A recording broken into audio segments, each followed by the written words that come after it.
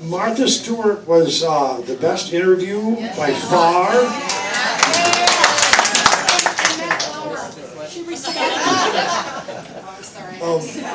I was thankful for all the opportunities because I mean it's each time a chance to reach a large audience, and but having that tame bear in there, which I could do nothing about.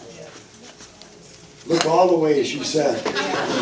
She said, look at Susan over here, and look at, and so, but anyway, Martha Stewart she was nice, although the only interaction I had with her really was what you saw on TV. I mean, I came in, I sat down, you know, the previous guest I think was Raquel Welch. In the green room. I never said a word to her. She was in the same room with me, but really? Just looked unapproachable. I mean, I would like to say hi.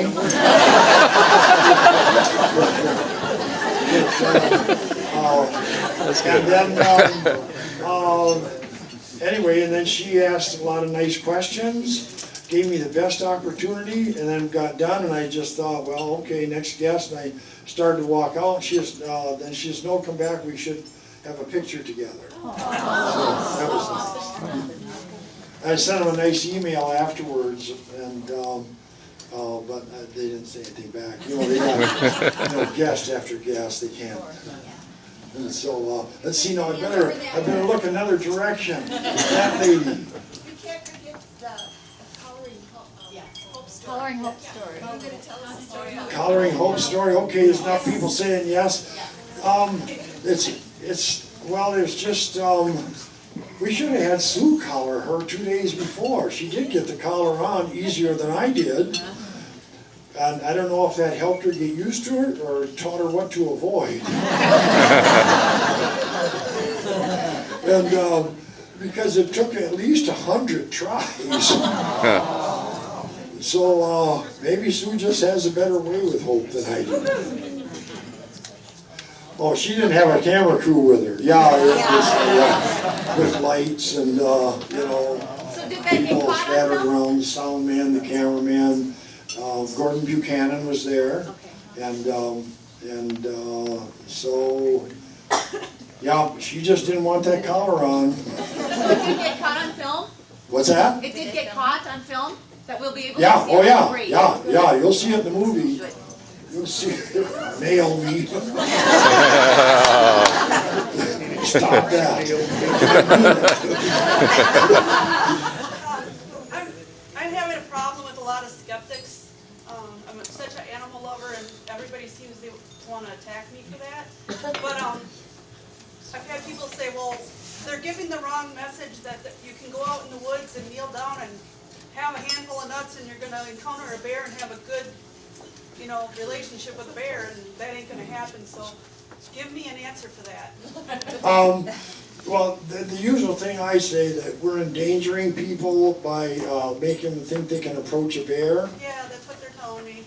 And I say, let them try it. That's what I say. Watch the bear run away. I mean, we are so lucky that a few of our bears that, habituation is the kind of jargon word for bears getting used to you. And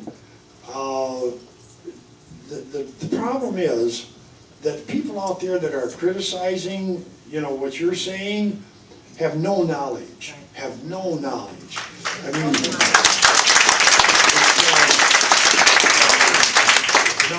now, how bad should I be?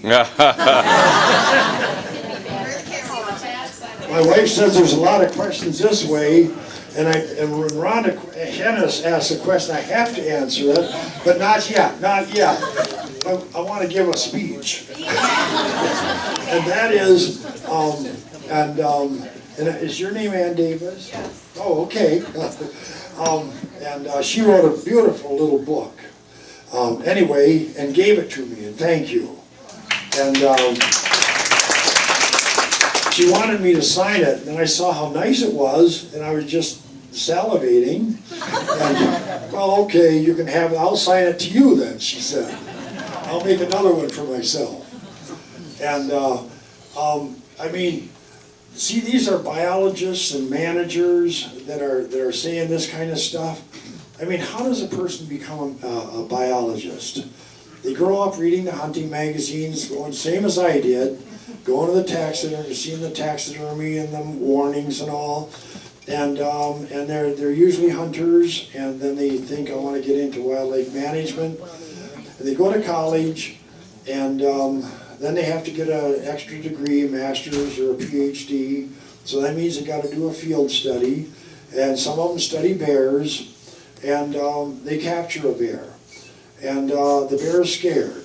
So it shows all the ferocious side that it can show, and they don't give it a chance to see what it really do if they let it out of the trap. They tranquilize it. They put a radio collar on it. They fly over it. They see the tops of trees. They put some dots on the map, and everybody thinks, boy, he's actually catching bears, touching them, studying them. The study might go on for several years. He must know a lot about bears. I say there's only so much you can learn by measuring a tranquilized bear and putting some dots on a map. You got to be with the bears. You got to see their behavior. You got to spend time with non-tranquilized bears. Most of them never do that. And then they get their degree, and then they get hired by a government agency. They get a title, and okay, gee, they got a degree and a title. They've studied bears. They're the official bear manager for the state. This guy becomes the opinion leader for the public. He's the one the press always turns to. He's scared of bears, makes stupid statements that any of you can knock down. And he can tell you, I am a biologist. Who are you? You're an animal lover? You got to learn to love bears right. You got to shoot them. You got to, And so, and then they're trying to criticize us. The answer to that stuff that she was asking is, it took us years to get to build the trust, to get the information that we have in the Bear Center, that's in our files, and not to say we haven't written up anything. Actually, we have written more senior authored, peer-reviewed scientific papers on black bears than anybody in the world. But these did nothing to help bears.